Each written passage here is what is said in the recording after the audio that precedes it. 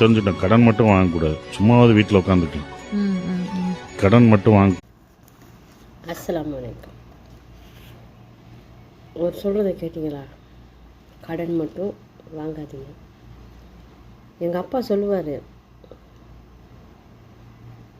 கடன் மட்டும் வாங்கவே கூடாதுன்னு. அதுக்கான காரணம் அப்போ எனக்கு புரியலை. ஆனால் இப்போ நான் பெரிய ஆளாக வந்துட்டேன். இப்போ எனக்கு புரியுது. எங்கள் அப்பா இறந்து 1 வருஷம்தான்.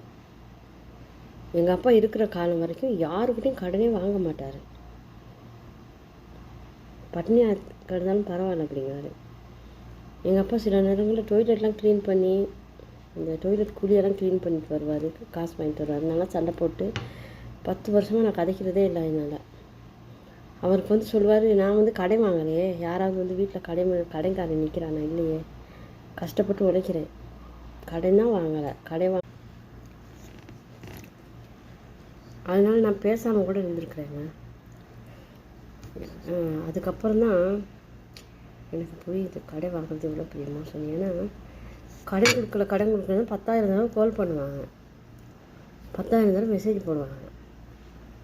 நீ கடன் கொடுக்காமல் இருக்குன்னு திட்டுவாங்க. இதுவும் போக ஒரு ஊரில் அந்த விஷயம் ஊர்லாம் சொல்ல விரும்பலை. ஒரு இடத்துல அவங்களுக்கு வந்து 4 பிள்ளைங்க, எல்லாம் பொம்பளை பிள்ளைங்க, 4 பொம்பளை பிள்ளைங்க, ஒரே பொடிங்க. அவங்க வந்து அடிக்கடி சோமில்லாமல் போயிடும். அதனால இவங்க வந்து கடை வாங்கியிருக்கிறாங்க.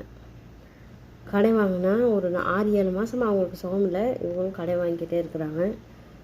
அவங்க மனைவி பாவம் இல்லையா, மனைவி கடை வாங்கியிருக்கிறாங்க.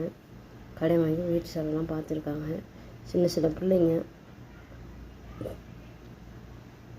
கடன் கொடுத்தவங்க ஒரு 3 பேர் ஒரு நாள் வந்து கடனை திருப்பி கொடுக்காடி பரவாயில்லன்னு சொல்லி அந்த பிள்ளைகள் எல்லாத்தையும் கற்பழிச்சிட்டு போயிட்டாங்க.